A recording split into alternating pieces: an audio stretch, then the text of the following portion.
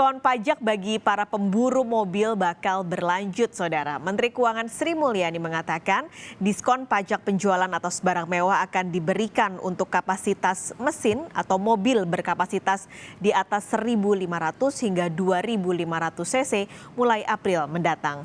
Menteri Keuangan menyebut saat ini rancangan peraturan Menteri Keuangan soal diskon PPNBM tengah difinalisasi. Sebelumnya, diskon PPNBM telah berlaku bagi mobil dengan kapasitas di bawah 1.500 cc.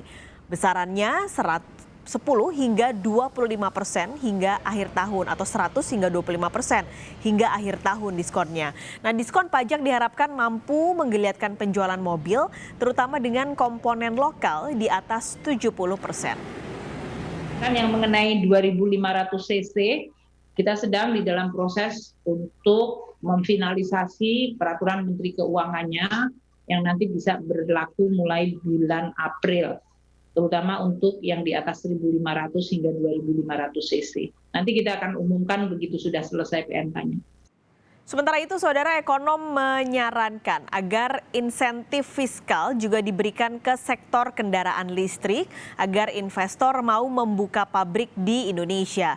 Selain tata kelola kebijakan fiskal, hal lain yang juga harus mulai dibenahi adalah kebijakan yang pro lingkungan hidup serta kesiapan sumber daya manusia yang mumpuni. Lain yang diberi insentif lebih besar adalah kendaraan hybrid dan juga kendaraan listrik. Nah, ini kebijakan-kebijakan seperti ini yang perlu kemudian dikonsistenkan sehingga banyak investor tertarik.